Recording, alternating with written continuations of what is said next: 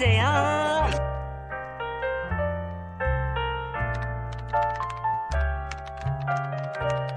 Hai, balik lagi, dan kali ini aku bakalan bahas mengenai kasus pelanggaran etika bisnis yang pernah dilakukan oleh PT Nabisco, yaitu Oreo.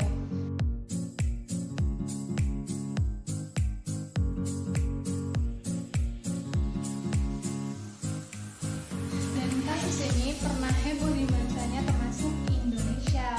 Sebelum kita masuk ke kasus yang pernah dilakukan oleh PT Nabisco, kamu harus tahu dulu apa itu etika bisnis.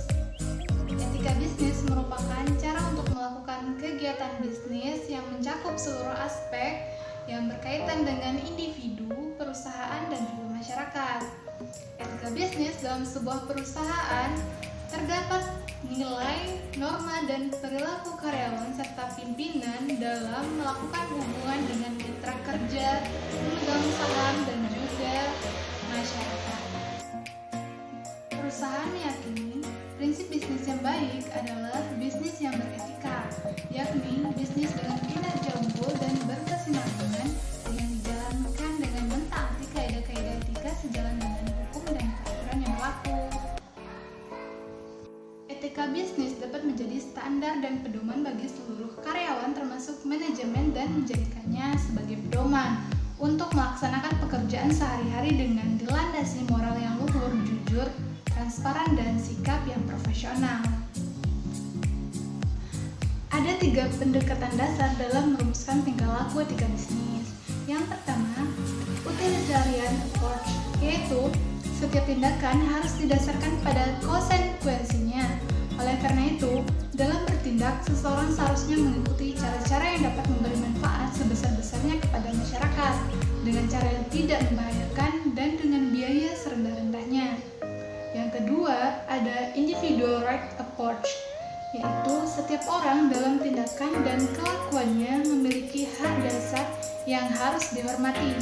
Namun, tindakan atau tingkah laku tersebut harus dihindari apabila diperkirakan akan menyebabkan terjadinya benturan dengan hak orang lain.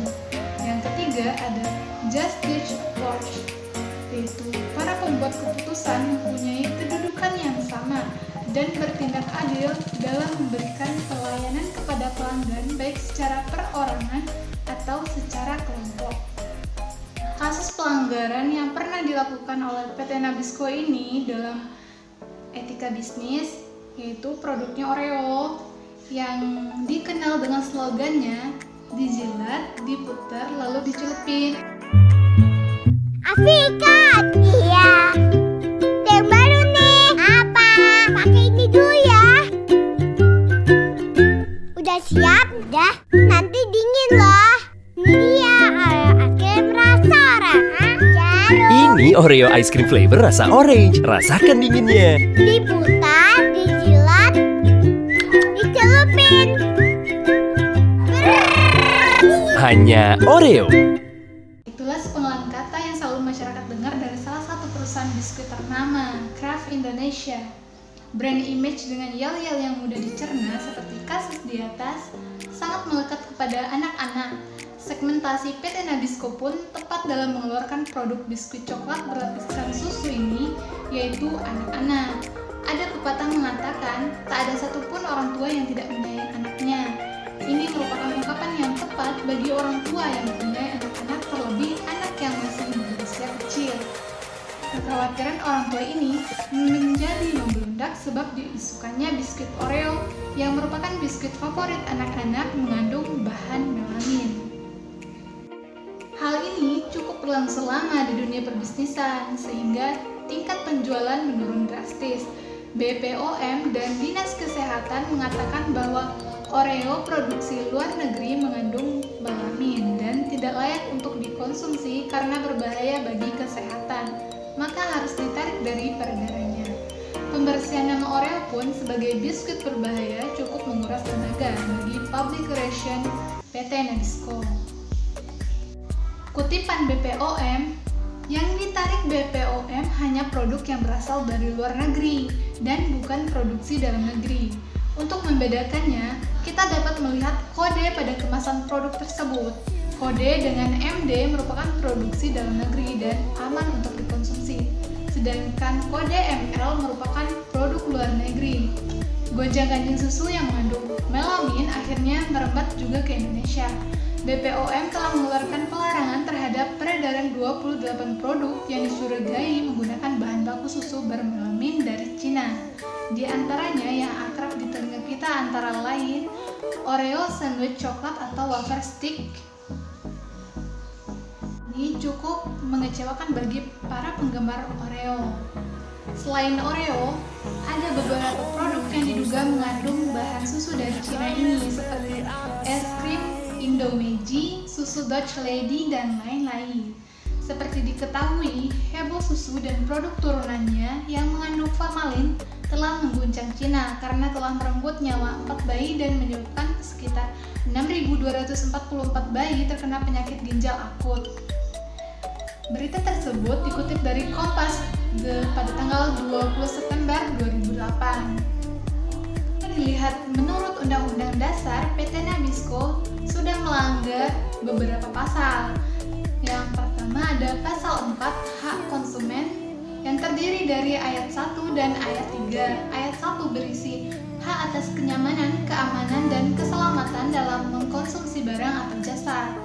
Ayat ketiga berisi hak atas informasi yang benar, jelas, dan jujur mengenai kondisi dan jaminan barang atau jasa.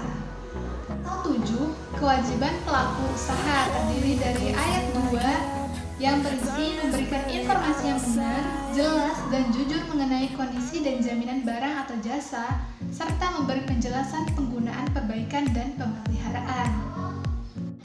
Pasal 8 terdiri dari ayat 1 dan ayat 4.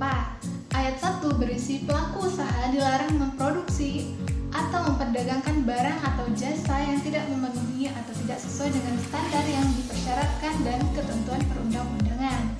Ayat keempat berisi pelaku usaha yang melakukan pelanggaran pada ayat 1 dan 2 dilarang memperdagangkan barang atau jasa tersebut serta wajib menariknya dari peredaran. Pasal 19 terdiri dari ayat 1, ayat 2, dan ayat 3. Ayat 1 berisi pelaku usaha bertanggung jawab memberikan ganti rugi atas kerusakan, pencemaran, dan kerugian konsumen akibat mengkonsumsi barang atau jasa yang dihasilkan atau diperdagangkan. Ayat kedua berisi ganti rugi sebagaimana dimaksud pada ayat 1 dapat berupa pengembalian uang atau penggantian barang atau jasa yang sejenis atau setara nilainya, atau perawatan kesehatan atau pemberian santunan yang sesuai dengan ketentuan peraturan perundang-undangan yang berlaku. Pada ayat ketiga berisi pemberian ganti rugi dilaksanakan dalam tenggang waktu 7 hari setelah tanggal transaksi. Pelanggaran prinsip etika bisnis yang dilakukan oleh PT Nabisco yaitu prinsip kejujuran, di mana perusahaan tidak memberikan peringatan kepada konsumennya mengenai kandungan yang ada pada produk mereka yang sangat berbahaya untuk kesehatan, dan perusahaan juga tidak memberitahu. Ini perusahaan seharusnya lebih mementingkan keselamatan konsumen yang menggunakan produknya, karena dengan meletakkan keselamatan konsumen di atas kepentingan perusahaan, maka perusahaan itu sendiri akan mendapatkan keuntungan yang lebih besar karena kepercayaan atau loyalitas konsumen terhadap produk itu sendiri. Itulah tadi kasus pelanggaran yang pernah dilakukan oleh PT Nabisco. Sekian, terima kasih.